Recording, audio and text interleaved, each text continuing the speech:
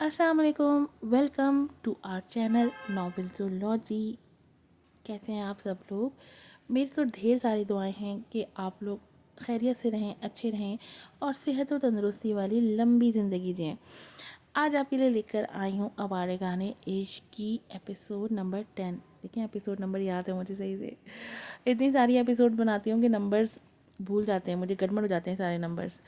चलें देखते हैं आज की एपिसोड में क्या होता है। उससे पहले जल्दी से चैनल को सब्सक्राइब कर दें, वीडियो को लाइक कीजिएगा, शेयर कीजिएगा, रिव्यूज़ दीजिएगा, बेल आइकन को ज़रूर प्रेस कीजिएगा ताकि तमाम एपिसोड्स की नोटिफिकेशंस आपको वक्त पर मिल सकें। नॉवेल है आवारे गाने इश्क, एपिसोड नंबर 10 का पार्ट 2। Nice room. नीचे बड़े बुजुर्ग बैठे उन दोनों के रिश्ते की बात कर रहे थे, जबकि यहाँ गज़ल माज वसीम शौकत को अपना रूम दिखाने लाई थी। थैंक यू, मुस्कुरा के कहती वो अब मास का गहरी नज़रों से जायज़ा ले रही थी। बॉडी सिक्स पैक है? Excuse me. वो चौंक के ना समझने वाले अंदाज में उसे देखने लगा, जबकि गज़ल कंधे उचका गई। कोई मुश्किल सवाल नहीं किया। एक्चुअली मेरा बॉय जो है वो काफ़ी अच्छा है बेड पे। क्या तुम भी हो? माज हैरत से उस लड़की को देख रहा था। ये क्या कह रही थी वो? ऐसी बातें, जबकि गज़ल मुस्कुराती नज़रों से उसका फिर से जायज़ा लेने लगी। आपका बॉयफ्रेंड भी है? वो हिचकिचाते हुए पूछने लगा, जबकि वो हंसने लगी। यस बिल्कुल, और हमने तो कई रातें साथ स्पेंड भी की हैं एक ही बेड पे। आपने कभी ट्राई किया ऐसा एक्सपीरियंस? जबकि वो नफ़ी में सर हिलाता कमरे से बाहर जाने की सोचने लगा। हम भी ट्राई करें? वो फिर से पूछने लगी। क्या? ना चाहते हुए भी उसने पूछा था। बेड शेयरिंग, देखते हैं कितने अच्छे हैं आप बेड पे। अपने लब काटती गज़ल उसे दावत दे रही थी, साथ ही आगे बढ़ के उसकी शर्ट के बटन खोने लगी, जबकि माँ झटके से पीछे हुआ था। ये क्या कर रही हैं आप? Sensation, seduction. वो फिर से आगे बढ़ी थी, जब मास कदम पीछे रखता दरवाजे तक पहुंचा था। मुझे जाना होगा। दरवाज़ा खोल के तेज़ी से कहता वो आगे बढ़ गया था, जबकि गज़ल हंस पड़ी थी। हम्म, गज़ल सिर्फ अजमेर की है और एक ऐसी ही खूबसूरत रात में वो मेरे साथ होगा। खुद से कहती वो आने वाले कल का सोचती मुस्कुरा दी थी। हाथ लगा के उसने अपनी कलाई में बंधी घड़ी को छुआ था। रात के 12 बज रहे थे और महनम की कोई खबर नहीं थी।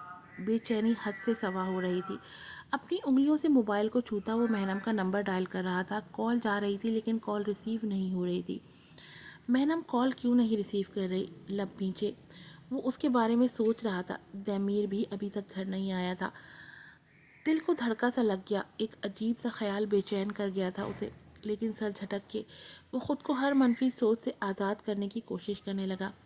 गले में जैसे फंदा सा महसूस हुआ था। गज़ल के अल्फाज पे वो कभी यकीन नहीं करेगा, ये अहद कर चुका था वो खुद से, लेकिन हर गुजरते लम्हे के साथ दिलो दिमाग के अंदेशों में इजाफा हो रहा था। आप प्लीज़ मत रोइए अजमेर। वो चौंका था। कौन? मैं महनम, इस नाइट बार की वेट्रेस। महनम? उसने ज़ेर लब नाम दोहराया था। वो रात और उसके बाद की कई रातें वो साथ बैठ के बातें करने में गुजारने लगे थे। कौन था वो शख्स? वो पूछ रहा था, जबकि महनम उसे खामोशी से देख रही थी। महनम? एक हसीन ख्वाब। उसके चेहरे पर ज़ख्मी मुस्कुराहट उभर के मालूम हुई थी। मोहब्बत नहीं मरती कभी, है ना महनम? अजमीर पूछ रहा था। लेकिन मैं मर चुकी हूँ। शादी करना चाहता हूँ तुमसे महनम। और एक दिन अजमीर ने उसे प्रपोज़ किया था। हमने इतनी बातें शेयर की हैं, इतना कुछ शेयर किया है, अब लगता है जैसे कि तुम्हारे बिना नहीं रह सकता। महनम, मेरी आंखें नहीं हैं, लेकिन आई प्रॉमिस यू तुम्हें मुकम्मल खुशियाँ सौंपूंगा। महनम के बारे में कैसे सोच सकता हूँ मैं ये? वो मेरी बीवी है और दमीर मेरा भाई। उफ, कहीं फंस गए होंगे दोनों। बिल्कुल, खुद से कहता वो जैसे दिल को तसल्ली दे रहा था। मैं फंक्शन में नहीं जाती, मुझे शर्म आती सबसे। जब से दैमीर ने उसे अपने दोस्तों और उनकी बेगमात के साथ उसे फंक्शन में जाने का कहा था, तब से वो मिनमिना रही थी। कम ऑन मैनम, तुम मेरी बीवी हो, कल को कोई ऑफिशियल फंक्शन होगा तो तुम नहीं जाओगी क्या? کیا تم نہیں چاہتی کہ تم سب سے انٹروڈیوس ہو میری بیوی کی حیثیت سے؟ تیمیر خود پہ پرفیوم چھڑک کے اسے سمجھانے کی کوشش کر رہا تھا، جبکہ وہ اپنی سنہری آنکھوں میں معصومیت سمائے اسے دیکھ رہی تھی۔ تیمیر گہرا سانس لیتا اس کے قریب آیا تھا اور اسے دونوں کندھوں سے تھاما تھا۔ اجمیر کی وجہ سے میں تمہارے پاس نہیں آ پایا کچھ ٹائم تک، لیکن اب تو آ چکا ہوں۔ اجمیر نیو یارک گیا ہوا ہے، تو کیا تم اس سے نہیں بھی ملنا چاہو گی میری بیوی کی حیثیت سے؟ ہمارا نکاح جلدی میں ہوا، لیکن مہنم تم میری بیوی ہو اور تمہیں سب سے ملواؤں گا تو ہی سب کو پتہ چلے گا کہ میں میرڈ ہوں اب یار۔ وہ آخر میں شرارتی ہوا تھا، جبکہ مہنم کی شاکی نظریں اس پہ تھیں۔ میں ڈرتی ڈیمیر، اگر سب تم کو برا کہتے کہ میں کیسی بیوی ہوتی تو۔ اس کا ڈر اس کے چہرے سے صاف جھلک رہا تھا، جبکہ دیمیر نے اس کے لبوں پہ نرمی سے اپنے لب رکھ کے پرسکون سانس کھینچی تھی۔ تم دیمیر نوفل شاہ کی بیوی ہو، بس یہی بے حد خوبصورت احساس ہے ہم دونوں کے لیے۔ اور پھر منظر بدلا تھا۔ مجھے پتہ چاہیے ڈیمٹ، مہنم کا پتہ چاہیے، وہ چلا رہا تھا۔ کیوں چاہیے؟ ابرک لب پھینچے اسے دیکھ رہا تھا، جبکہ دیمیر چونک کے اسے دیکھ رہا تھا۔ شی از اے سلٹ، کیوں چاہیے اس کا پتہ تمہیں؟ جبکہ دیمیر ڈرگ لیتا بار بار اپنی پیشانی مسلنے لگا۔ دل گھبرا رہا ہے، بہت ڈر لگ رہا ہے۔ مہنم کہاں ہے؟ پتہ چاہیے اس کا مجھے۔ وہ نشہ کر رہا تھا اور بار بار یہی کہہ رہا تھا، جبکہ ابرک خاموشی سے اسے دیکھ رہا تھا، آنکھیں موندے پرسکون سی۔ مہنم ہاسپٹل بیڈ پہ ہاتھی کے پہلو میں نیم دراز تھی، جبکہ دیمیر بیڈ کے قریب کھڑا اسے بے حد محبت سے دیکھ رہا تھا۔ وہ اب دیمیر کی پہنچ سے دور تھی، وہ اب سارے حقوق کھو چکا تھا۔ اسے چھونے کا حق، اسے باہوں میں بھرنے کا حق، ہر حق وہ کھو چکا تھا۔ وہ قدم رکھتا، وہ اب ان کے سرہانے کر رہا تھا۔ معصوم سا ہادی سو رہا تھا، بے حد انوکھا اور خوبصورت احساس تھا یہ۔ وہ بیٹا ہے اس کا اپنا خون، تو تب کیوں یقین نہیں کیا؟ تب کیوں اپنی زندگی کے حسین لمحوں کو وہ اپنے ہی پراگندہ سوچوں کے ساتھ ختم کر چکا تھا؟ اب بس ان خوبصورت یادوں کی بکھری بکھری سی کرچیاں تھیں۔ اس کی نظر مہنم پہ گئی۔ مہنم بیمار ہے، وہ مکمل صحت یاب نہیں ہے۔ مہنم آج بھی زندگی کی جنگ لڑ رہی ہے۔ سمیرا کی آواز اس کے کانوں میں گونجی تھی۔ تھوڑا سا جھک کے اس نے ہادی کو ماتھے پہ اپنے لب رکھے تھے۔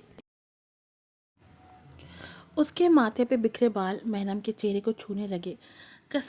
کسمسا کے اس نے آنکھیں کھول دی تھی۔ دونوں کی نظریں پل بھر کو ملی تھی۔ دیمیر بے حد قریب سے ان نیند بھری بوجھل آنکھوں کو حفظ کر رہا تھا، جبکہ مہنم نظریں پھیر کے اٹھ کے بیٹھ چکی تھی۔ اپنے بھاری ہوتے سر کو سنبھالتی وہ نیچے اترنے لگی۔ تم نے کچھ نہیں کھایا؟ کینٹین جا کے کچھ کھا لیتے ہیں؟ دیمیر کی نرم آواز پہ وہ ٹھٹکی تھی، لیکن انسونی کرتی وہ سر جھٹک کے کھڑی ہوئی تھی۔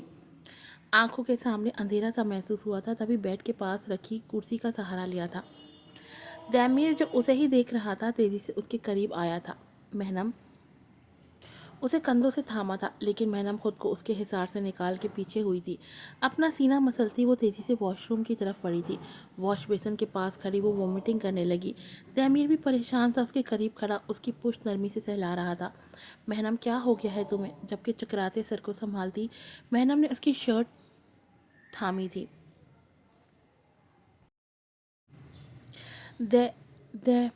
دیمیر ہادی اور ہوش و خروش سے بیگانہ ہو گئی تھی۔ اس کا سر دیمیر کے سینے پہ گرا تھا۔ مہنم، وہ تقریباً چلایا تھا۔ یاد ہے وہ رات، وہ سیاہ رات، جب اسی بستی کی ایک معصوم بیٹی کو فاحشہ کہہ کے سب مارنا چاہ رہے تھے؟ وہ ہم سبھی تو تھے۔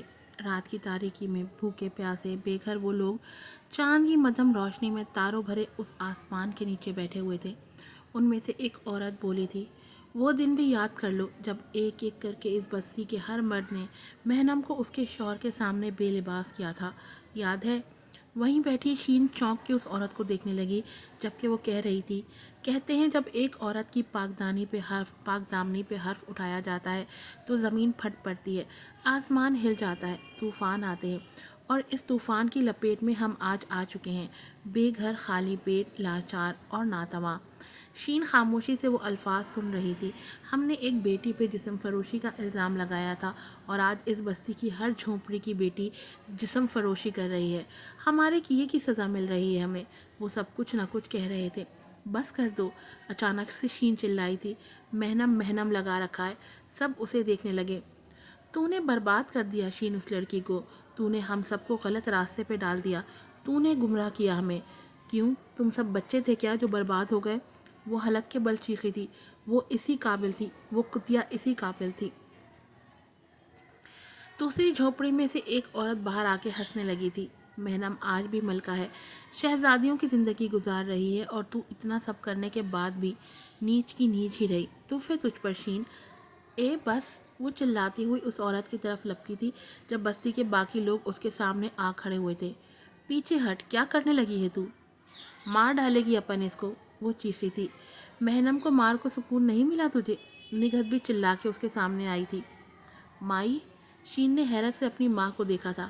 نہ بول مجھے مائی، تو یہ سب تو نے کیا تھا، تو نے، اور میں سمجھتی رہی کہ تو آگ میں گرنے کی وجہ سے مہنم سے نفرت کرتی ہے، پر شین تو خود نفرت ہے، آستین کا سانپ تھی تو مہنم کے لیے، تو لعنت ہے تجھ پہ، نگہت کہتی چہرہ پھیر کے دوسری طرف جانے لگی۔ مائی؟ شین حیرت سے اپنی ماں کو دیکھ رہی تھی اور پھر باقی سب کو دیکھنے لگی جو اس کے چہرہ پھیر کے اپنی اپنی جگہ پہ بیٹھے تھے۔ مائی، بھوک لگی ہے۔ ابے، پیٹ میں درد ہو رہا ہے۔ مائی، پیاس، پانی۔ مائی، گرمی ہے۔ ہر طرف سے بچوں کی آہیں اور آوازیں آ رہی تھیں، جبکہ شین سب کو بھیگی نگاہوں سے دیکھتی رہی، خاموشی سے ایک طرف جا کے بیٹھ گئی تھی۔ مہنم کہاں ہے؟ مجھے اس کا ایڈریس چاہیے۔ صاحب، میں قسم کھاتی مہنم جسم فروشی کرتی۔ ڈیم اٹ، منہ توڑ دوں گا تمہارا اب اگر ایک بھی لفظ مہنم کے لیے کہا تو۔ مہنم کہاں ہے؟ دیمیر چلایا تھا، جبکہ شین یکٹک اسے دیکھ رہی تھی۔ دیمیر تھوڑا نرم ہو کے اب پوچھنے لگا، مہنم تمہاری دوست ہے شین، کہاں گئی ہے وہ؟ ایڈریس چاہیے۔